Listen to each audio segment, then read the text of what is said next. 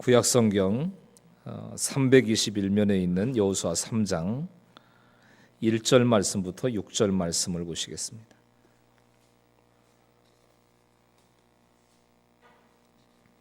여호수아 3장 1절 말씀부터 6절 말씀.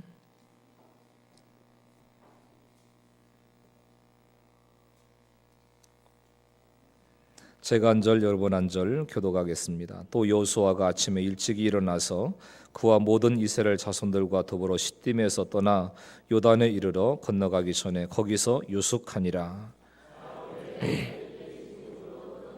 백성에게 명령하여 이르되 너희는 레위 사람 제사장들이 너희 하나님 여호와의 언약궤 매는 것을 보거든 너희가 있는 곳을 떠나 그 뒤를 따르라.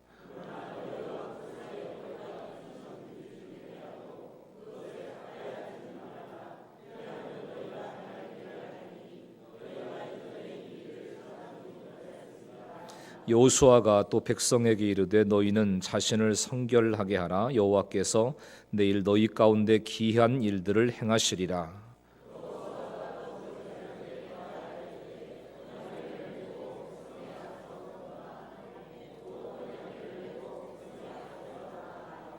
아멘. 자, 우리 전후 좌우에 계신 성도님을 향해서 축복하시고 인사하시겠습니다. 빛이 있으라. 시작.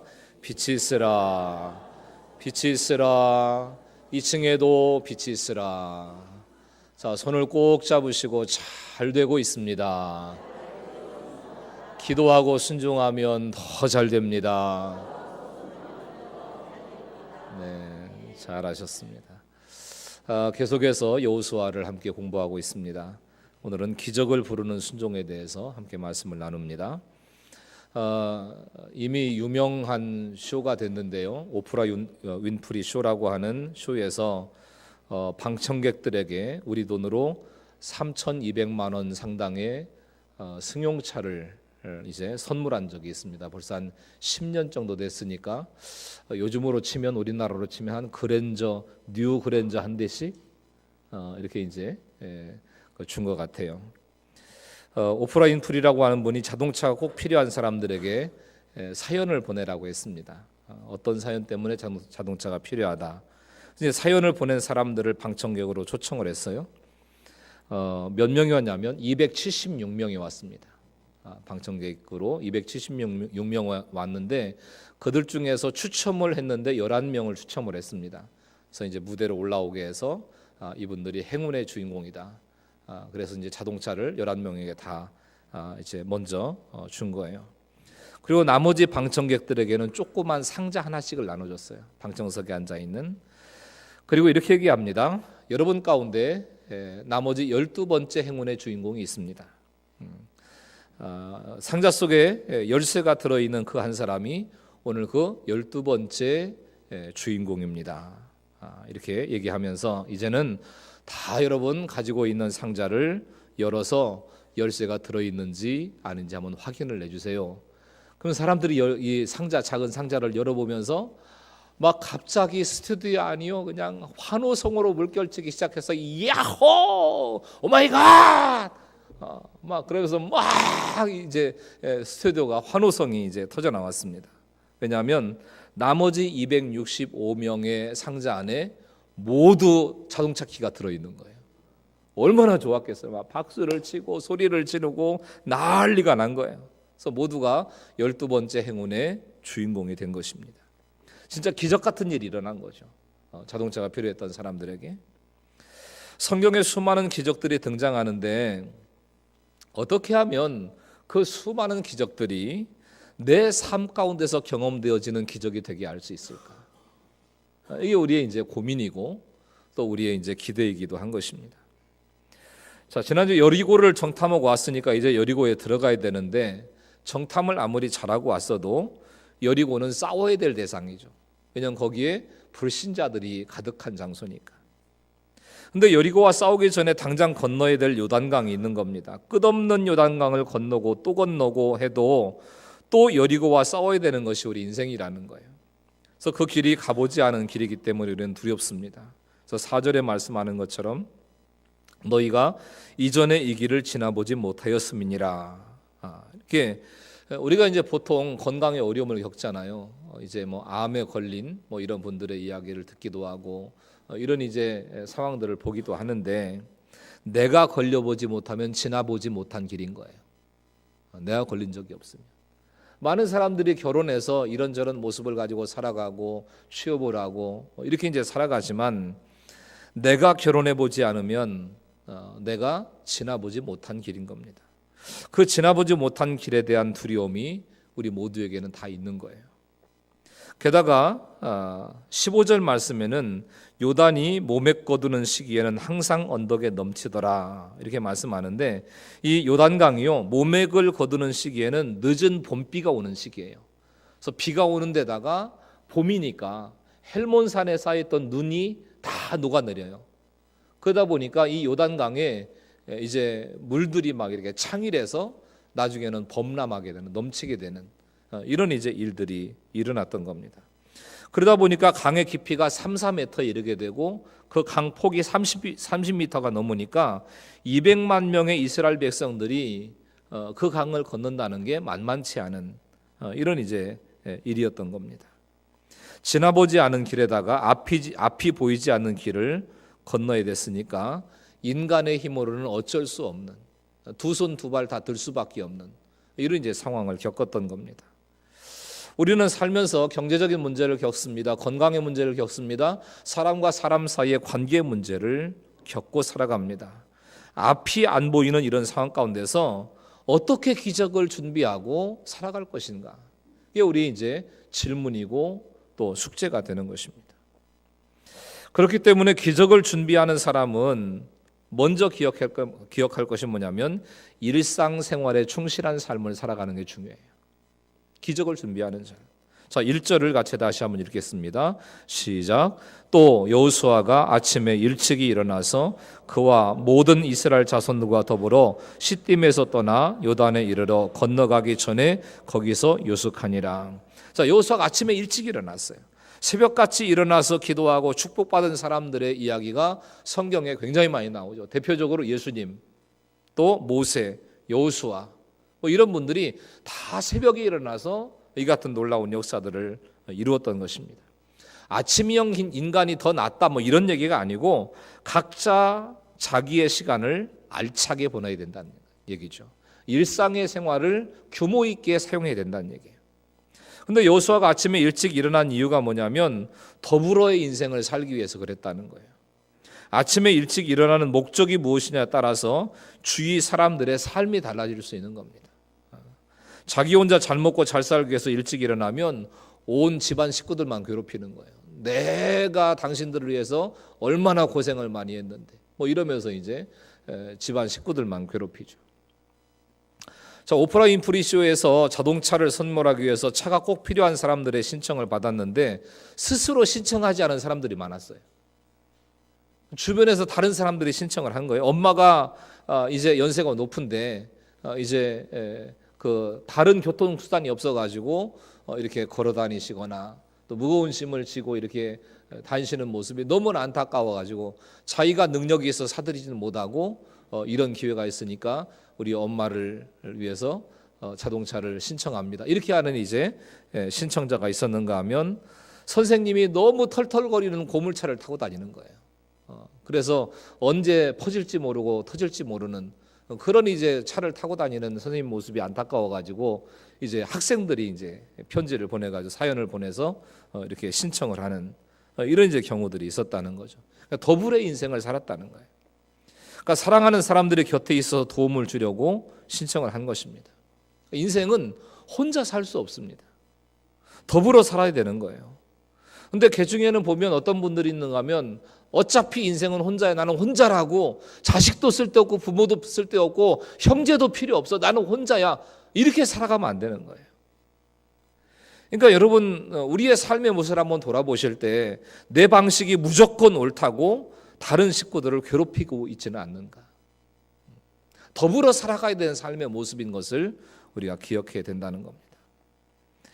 또 이어지는 1절 말씀 가운데 그와 모든 이스라엘 자손과 더불어 시딤에서 떠났다 이런 말씀이 나와요. 근데 이 시딤은 광야 생활할 때 모압 여인과 음행을 했던 장소예요. 출애굽을 하고 예수를 믿었는데도 아직도 육신의 정욕을 버리지 못하고 음행을 하다가 연병에 걸려가지고 2만 명 이상이 죽는 비극적인 경험을 했던 장소입니다.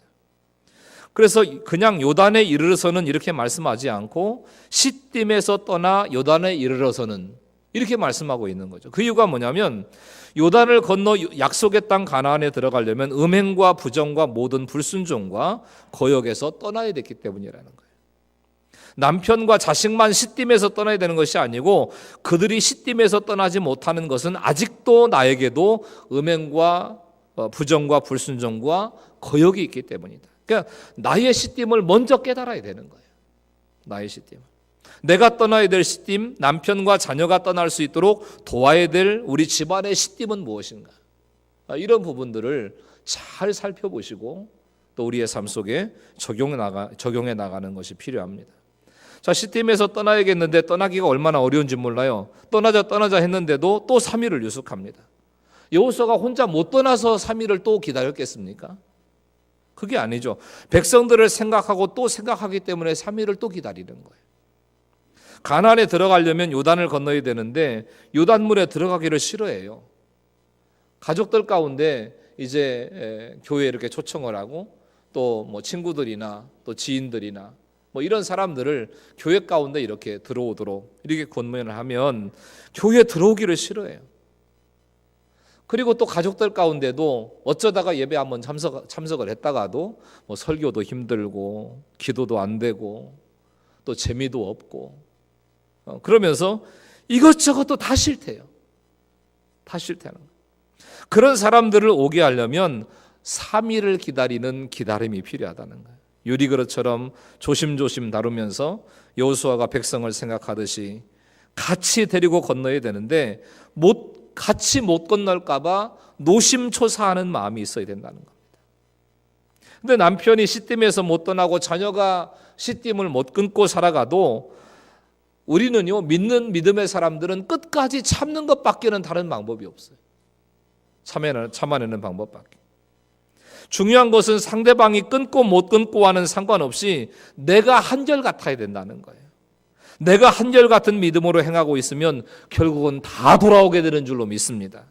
문제는 뭐냐면 내가 요동하는 거예요. 내가 먼저 흔들려 버리는 거예요. 그래서 믿음이 연약한 식구들과 함께 가기 위해서 3일을 기다리고 유숙하는 시간이 필요한 것이다. 좋은 결정이든 힘든 결정이든 결정하는 데는 시간이 필요한 거예요. 그러니까 어떤 중요한 결정들이 있으면 기도하면서 3일만 기다려 보시라는 거죠. 3일만. 너무 빨리빨리 결정하려고 하지 말고 너무 인간적인 판단들을 내세워가지고 인간적인 계획만을 가지고 살아가려고 하지 말고 남편과 자녀와 또한 영혼들을 주님께 인도하려는데 안 되는 것 같아도요 3일을 푹 기다리면 다 돌아오게 돼요. 3일만 기다리면. 그러니까 나는 상대방이 변하거나 변하지 않거나 관계없이 한결같은 사랑을 드러내고 있는 사람인가를 잘 보셔야 돼요. 내가 요동치니까 문제가 되는 거예요. 3일을 못 기다려요. 3일. 그 기다림의 기간들이 필요하다. 그 다음에 2절부터 4절 말씀을 보면 전하는 자의 말에 귀를 기울여야 됩니다. 아무리 큰 사건 앞에서도 제사장의 말을 잘 듣고 여호수아와 유사의 말을 잘 듣고 있으면 되는 것입니다. 그렇게 하나님이 세운 지도자의 인도를 따라가기만 하면 되는 거예요. 그러나 제사장이 마음에 안 든다고 자기 마음대로 가면 죽어요. 왜냐하면 요단강 건너가지 않으면 죽을 수밖에 없으니까. 우리는 100% 죄인이어서 잘못 행하려고 하는 본능이 있어요. 죄성이 있다는 거죠. 죄성이. 그래서 하나님께서 본을 보여주기 위해서 여호수아를 세운 것입니다. 하나님을 신뢰한다면 하나님이 세우신 지도자를 신뢰해야 돼요. 물론 여호수아의 말이 100% 옳을 수 없어요. 하나님이 아니니까. 목사의 말이 다 옳을 수 없어요. 완벽하고 완전한 사람이 아니니까. 그러나 지금 당장 요단강을 건너야 되는데 지도자의 말을 믿지 않으면 어떻게 요단강에 들어설 수 있겠습니까? 지도자를 못 믿어요. 믿음이 아니면 어떻게 사람의 말을 믿고 가겠어요? 그래서 하나님의 교회는 하나님이 책임지신다라고 하는 사실을 믿고 지도자를 신뢰하고 따라가야 되는 겁니다. 그리고 말씀의 인도를 받으셔야 되는데 요단강을 건너야 되는 지금 3장 3절부터 4장까지 언약궤 이야기가 무려 17번이 나와요. 결국 무슨 얘기냐면 말씀의 인도가 절대적이라는 거예요. 요단강을 건너고 또 가나안을 차지하는 이런 영적인 싸움 가운데는 말씀이 절대적이다. 언약궤가 움직이기 전에는 요단을 향해서 한 발짝도 나가면 안 되는 겁니다. 그의 움직임을 열심히 주시하면서 가야 되는데 그렇게 하지 않으면 이 전쟁은 할 수 있는 싸움이 아닌 거예요. 사람이 싸울 수 있는 싸움이 아니니까. 근데 여기서 놓치지 말아야 될 게 뭐냐면 말씀이 담긴 언약궤는 제사장이 지고 가는 것이기 때문에 우리는 제사장을 볼 수밖에 없어요. 제사장이 어깨에 메고 가는 것이기 때문에. 하지만 2000규빗을 떨어져서 따라가라고 말씀합니다. 자, 이렇게 제사장의 언약궤 맨 것을 보고 쫓아가는 것은 무엇을 의미하는가 하면 사역은 존중하되 사람은 보지 말아라. 그러니까 제사장이라고 하는 사역은 존중하되 사람은 보지 말아라. 여러분 목사가요 목에 힘준다고 영적인 권위가 생기나요? 무슨 할렐루야 뭐 이러고 거룩 그러면 거룩해지고 영적인 권위가 생기더냐는 거죠. 제사장 입장에서는 권위를 내세우는 게 아니라 언약궤, 다시 말하면 말씀 메고 가는 것만 보여주면 되는 거예요. 말씀을 메고 가는 자들. 그리고 백성들은 그 말씀을 쫓아 따라가면 되는 겁니다. 그런데 뭐 제사장이 키가 크네 작네 또 뭐 목소리가 크네 작네 옷이 기네 짧네 화려하고 어떤 날은 또 초라하네 그런 것들만 그러니까 본질적이지 않은 것들만 불꽃 같은 눈동자로 이렇게 바라보려고 하니까 성도들이 어떤 때는 쓸데없이 열광하고 사람에게 열광할 게 아니잖아요. 하나님 앞에 열광해야 되는 거지 사람 앞에 열광해야 되는 게 아닌데 쓸데없이 사람에게 열광하거나 아니면 사람 때문에 실망하고 낙심하거나 이렇게 되는 일들이 일어나게 되는 것입니다. 200만 명이 쫓아가려면 가까이 쫓아가서는 안 보여요. 사람들에게 가려가지고 좀 떨어져서 가야 보이는 거예요. 그러니까 제사장과 다시 말하면 목회자와 너무 가까우면 화장실 가는 거 보고도 시험 던대잖아요. 아니 거룩하신 목사님이 화장실도 간단 말이야 냄새나게? 그것 때문에 시험 드는 분이 계셨대잖아요. 또 너무 멀어도 안 돼요. 왜냐하면 제사장과 멀어지면 하나님과 멀어지고 교회와 멀어질 수 있거든요. 적당한 거리를 잘 유지하는 게 굉장히 중요합니다. 또 영적인 전쟁에 승리하고 또 믿음으로 성숙하는 일에도 굉장히 필요한 부분들인 것 같아요. 그리고 또 하나 중요한 것은 5절 말씀입니다. 5절을 같이 읽습니다. 시작. 여호수아가 또 백성에게 이르되 너희는 자신을 성결하게 하라. 여호와께서 내일 너희 가운데에 기이한 일들을 행하시리라. 분별을 잘하는 방법은 뭐냐면 스스로 성결하게 하라는 거예요. 스스로 성결하게 해라. 어떻게 하는 것이 스스로 성결하게 하는 것일까요? 하나님께서 특별히 쓰시고자 하는 사람에게는 특별한 준비를 요구하십니다. 특별한 준비. 에스겔 선지자는 멸시 받는다라고 하는 뜻을 가진 제사장 부시라고 하는 사람의 아들이었지만 하나님께서 특별히 쓰시는 사람이 됐어요. 하나님께서 특별히 쓰시려고 말씀이 임하게 하셨는데 그 말씀이 임하게 하시려고 갈대아 땅 그발 강가에 사로잡히게 하셨습니다. 사로잡힌 삶이 됐어요. 특별한 준비를 요구하신 것입니다. 여러분 특별히 가정에서 별난 남편이 있죠. 굉장히 권위적이고 가부장적이고 강팍한 무슨 얘기를 해도 이게 잘 안 먹히는 그런 남편을 붙이셨습니까? 또 성격과 고집이 너무 강하셔서 나만 옳다고 그래서 자기 말만 하는 시부모를 만나셨습니까? 자식들의 말을 들을 생각을 안 해요. 자기만 옳다는 거예요. 자기만 법이라는 거예요. 또 회사에서 괴팍스런 상사를 만나가지고 이건 무슨 어떤 논리도 아니고 이론도 아니고 방법도 아닌 거예요. 그냥 자기 고집만을 이야기하면서 자기만 따라오라. 너무 답답한 상사. 여러분, 이런 경우에 이게 하나님께서 저와 여러분에게 특별한 준비를 요구하시는 거예요. 특별한 준비. 그러니 하나님께서 그런 경우에는 나를 특별하게 쓰시겠구나. 할렐루야. 이렇게 하고 나가셔야 되는 거예요. 저 왼수. 이렇게 살아가시는 게 아니라 하나님이 나를 특별히 쓰시겠구나. 이게 스스로 성결케 하는 것이라는 거죠. 얼마나 구별된 생각이에요. 내 고난이 하나님의 특별한 훈련임을 알고 감사할 때 하나님 우리에게 기적을 행하신다는 겁니다. 근데 똑같이 갈대아 땅 그발강가에 사로잡혀도 말씀을 못 알아듣는 사람은 지질이 고생만 하다가 죽을 수 있어요. 그러니까 하나님, 말씀을 들을 수 있는 길을 열어달라고 기도하셔야 돼요. 말씀이 깨달아질 수 있게 해달라고 하나님 앞에 기도하는 것이 필요합니다. 그러니까 기적을 경험하기 위해서는 특별한 사건이 내게 일어나도 세상 사람들과 다르게 반응하는 이 구별된 가치관이 나에게 있는가? 말씀을 통해서 날마다 내 욕심과 원망을 끊으면서 스스로 성결케 되는 이런 일들을 내가 잘 훈련하고 있는가를 스스로에게 질문하셔야 되는 겁니다. 잘 보셔야 돼요.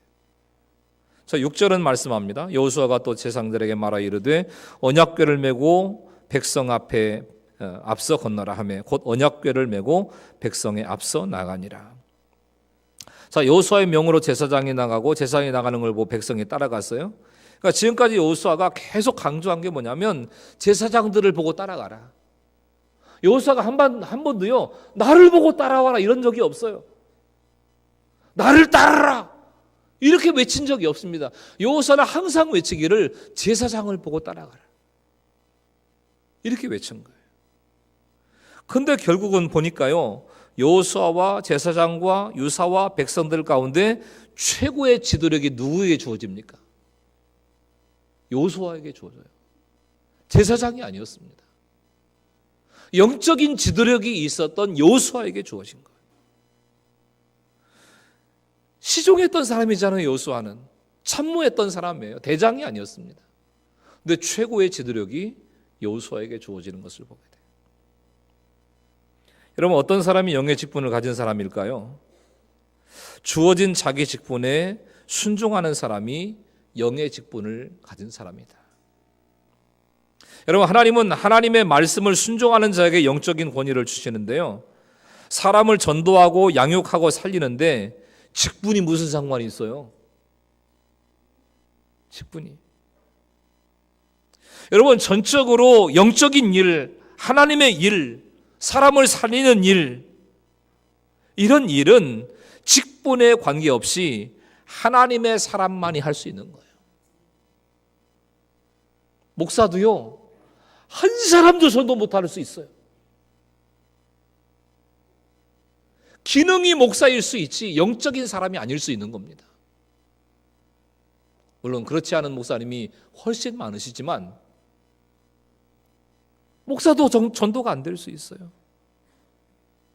여러분, 집사님이라고 해도 전도하고 사람을 변화시키고 사람을 살려내고 하나님의 일꾼들을 일으킬 수 있는 거예요. 직분이 중요한 게 아니라 말입니다. 직분이 큰 직분처럼 보여서 영적인 사람이다. 이건 말도 안 되는 얘기예요. 하나님께서 그만한 그릇이 되셔서 하나님께서 세우시고 직분을 주셨겠지만 그 직분을 무시하는 게 아니라 하나님의 사람으로 영적인 직분으로 세워지지 않으면 아무것도 아닐 수 있다. 우리가 다시 한번 생각해 보셔야 될 부분인 겁니다. 누가 영적인 권위를 가진 사람이겠어요? 그러니까 이런 생각을 하면 안 되는 거죠. 나는 그럴듯한 직분이 없어가지고 전도도 안 되고 그럴듯한 직분이 없어가지고 어디 가서 폼 잡을 만한 그런 직분이 없어서 나는 봉사도 안 되고 섬김도 잘 안 된다. 이거 말이 안 되는 거예요. 결론적으로 중요한 얘기입니다. 오늘 요단에 들어서는 최소한의 순종이 기적을 위해서는 필요한 거예요. 요단에 들어서는 최소한의 순종. 자, 8절 말씀 같이 읽겠습니다. 시작. 너는 언약궤를 맨 제사장들에게 명령하여 이르기를 너희가 요단 물가에 이르거든 요단에 들어서라 하라. 자, 하나님의 말씀 언약궤를 맨 제사장을 쫓는다 해도 나 스스로가 흘러내리는 요단의 물을 밟는 최소한의 순종이 필요하다는 거예요. 내 발로 요단강물에 들어서는 최소한의 순종이 필요한 거예요. 요단강을 건너는 기적에 비하면 내가 물을 밟는 것은 아무것도 아닌 것 같아요. 하지만 그 순종, 그 하찮아 보이는 그 한 걸음의 한 발자국의 순종이 없으면 기적이 안 일어난다는 거죠. 기적을 볼 수가 없어요. 요단강에 들어가면 꼭 죽을 것 같아도 이렇게 깊은 강물에 내가 어떻게 들어갈까 싶어도 일단 순종하면 기적을 보게 되실 줄로 믿습니다. 하나님의 기적이 일어나는 거예요. 하나님은 출애굽하는 모세에게 지팡이를 들면 바다가 갈라지리라 그러셨어요. 출애굽기 14장에.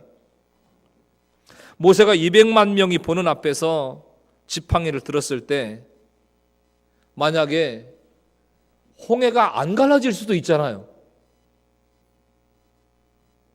막 홍해야 갈라져라 그러면서 하나님께서 명령하신 대로 지팡이를 들어서 홍해를 가리켰는데 지팡이를 들었는데 홍해가 안 갈라졌다.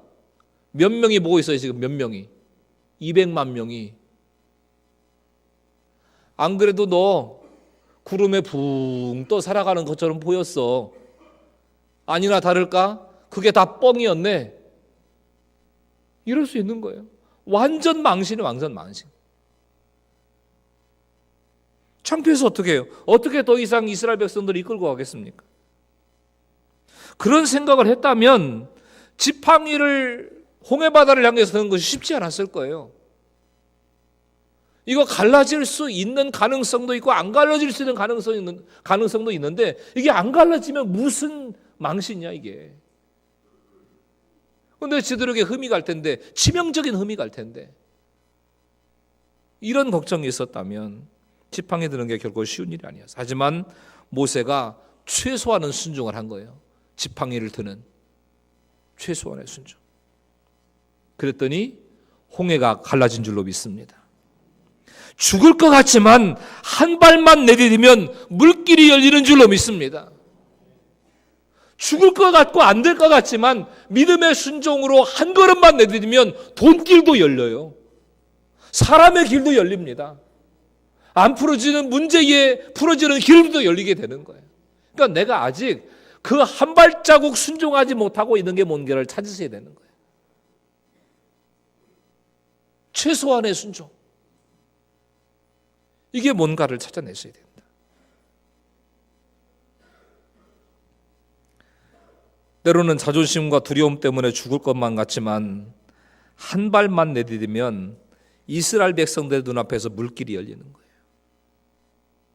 그러니까 내 발바닥으로 들어서는 최소한의 순종이 넘실대는 요단강을 끊고 길을 내는 것입니다. 그래서 기적을 이루는 순종인 거예요. 사랑과의 관계도 그렇습니다. 사랑이 있으면 길이 열리잖아요.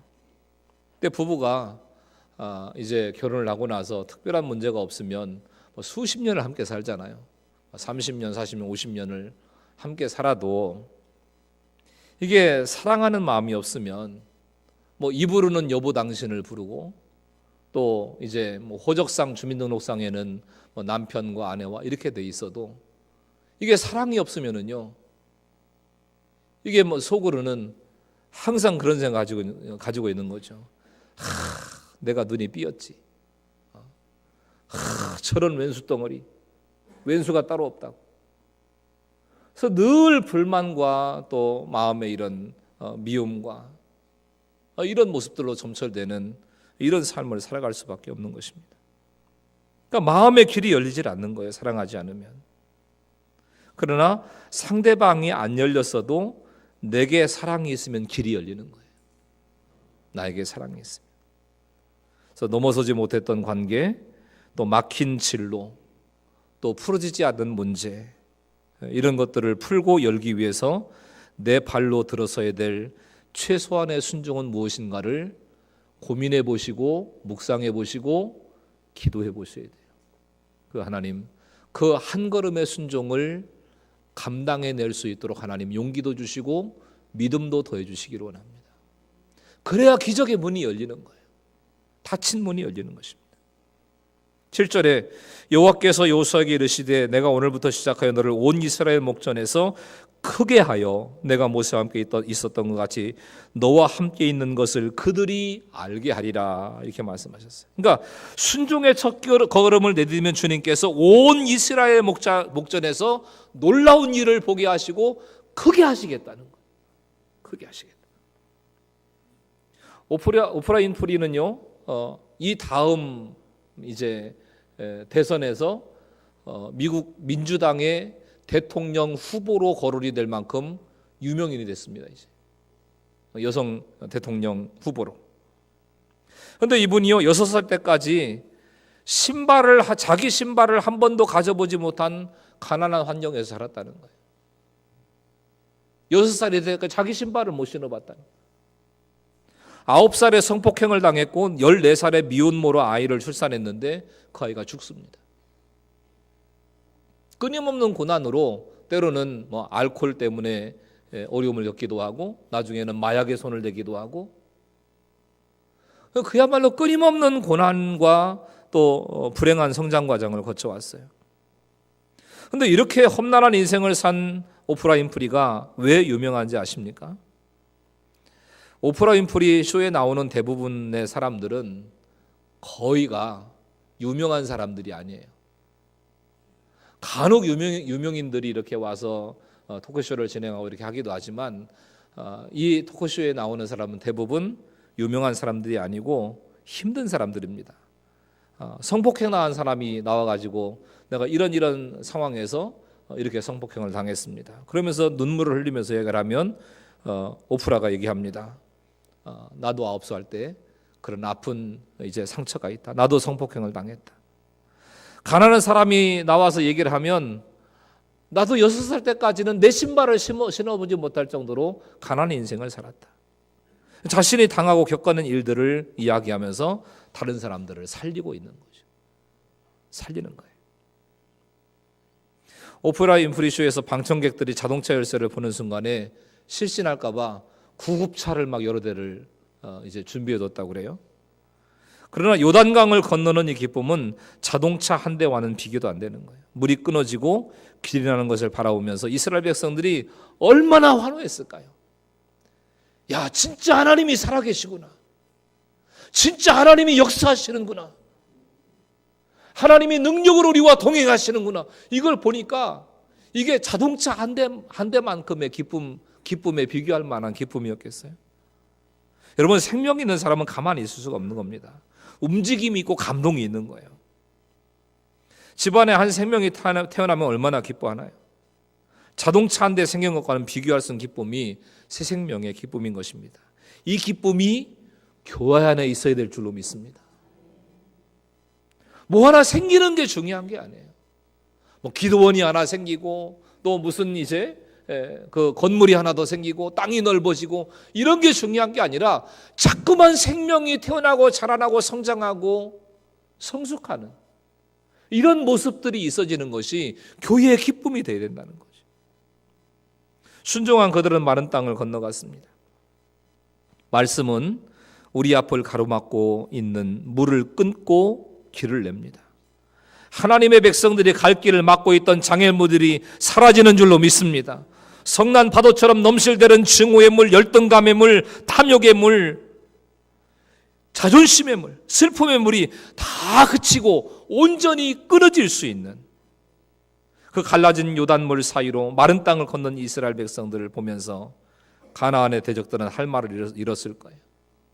오합지졸 같은 이스라엘 백성들 자체로는 아무것도 아니었어요. 저 사람들은 한 주먹감도 안 된다. 그런데 무서워서 감히 대적할 수 없던 게 뭐냐면 그들 배후에서 요단강을 가르시는 하나님을 본 거예요. 그들 가운데 역사하시는 하나님의 능력의 손길을 본 거예요. 우리는 하나님과 대적할 만한 우리의 상대가 아니다. 적에 간다면 이렇게 생명의 순종을 통해서 서늘하게 만드는 것입니다. 오프라 윈프리의 재산이라고는 어렸을 때 할머니에게 매맞으면서 성경 구절을 외운 것밖에 없다고 합니다. 할머니가 늘 이렇게 말씀하셨대요. 하나님은 당신의 자손을 결코 망치지 않으신단다. 너는 살면서 많은 일을 당하게 될 거지만 결코 두려워하지 말아라. 그리고 강한 자는 반드시 다른 사람을 도와야 된단다. 오프라 윈프리는 하나님에 대한 믿음이 있었기 때문에 말씀대로 믿고 요단강에 발을 내딛기 때문에 자신이 기적을 경험했을 뿐만 아니라 다른 사람에게 기적을 베푸는 삶을 살게 된 것입니다. 이분이 자동차 프로젝트를 진행하기 위해서 이제 필요한 재정이 100억 원이 필요했다고 그래요. 제가 다 계산해 보진 않았지만 하여튼 100억 원 정도가 필요한 이런 프로젝트를 진행하려고 마음만 먹었는데 놀라운 사실은 뭔지 아십니까? 자동차 회사가 그 모든 자동차를 다 협찬해 줘버린 거예요. 마음만 먹었는데. 여러분, 하나님을 믿는 우리도 마음만 먹으면 주님이 하실 줄로 믿습니다. 이게 믿음인가요? 마음만 먹으면 믿음의 순종, 작은 나의 발걸음 하나를 요단강에 내딛는 이 작은 순종 하나가 하나님 이루시는 놀라운 기적의 역사를 이룰 수 있다. 우리가 새생명 축제를 선포하고 같이 기도하고 또 어떤 날은 같이 만나서 차 마십시다. 어떤 날은 전화해서 안부를 물읍시다. 어떤 날은 작은 선물을 마련해서 이제 이렇게 섬겨봅시다. 그러면서 여러 주간들을 우리가 함께 해왔어요. 그런데 아무리 제가 이렇게 강단에서 얘기를 해도 그거는 하는 사람들만 하는 거고 또 목사님 일이니까 목사님 열심히 하세요. 그리고 생각조차도 안 하고 계신 분들도 혹시 계셨을 수 있어요. 2부 예배 말고 다른 예배 나오시는 분들 중에서. 그런데 아직 안 늦었습니다. 6월 10일부터 초청주일이니까 안 늦었어요. 지금부터 하셔도. 그러니까 마음만 먹어보세요. 나도 한 생명을 살려봐야 되겠다. 생명이 살아나는 기쁨을 교회 가운데 임하게 해봐야 되겠다. 이후의 과정을 주님께서 책임져 주실 줄로 믿습니다. 주님 앞에 맡기고 그런 마음을 한번 가져보시라고. 그 하나님 앞에 순종하고 기도해 보십시오. 힘들고 가난한 이웃을 도우려고 하는 마음만 먹어도 하나님께서 필요한 물질을 채워주실 줄로 믿습니다. 나만 먹고 나만 누리고 나만 살려고 하니까 안 채워주시는 거예요. 연약한 이웃들을 돕고 세우고 주님의 영광을 위해 선신하고 충성할 이런 마음만 가져도 하나님께서 필요한 물질을 채워주십니다. 그렇게 내 한 걸음을 내딛는 게 중요한 것입니다. 믿음의 한 걸음을 내딛는 것. 우리의 각자 인생 가운데서도 하나님께서 귀한 일을 경험하도록 준비하셔야 됩니다. 여러분, 이 한 주간을 살아가면서 하나님, 제가 믿음의 한 걸음을 내디딜 수 있도록 성령님 도와주시고 인도해 주시기를 원합니다. 기도해 주시고 기도하시고 그 순종의 한 걸음을 내딛는 순간 여러분의 인생 가운데 하나님 예비해 놓으신 놀라운 기적의 역사를 경험해야 될 것을 확신하시기를 예수님의 이름으로 간절히 축원합니다. 할렐루야.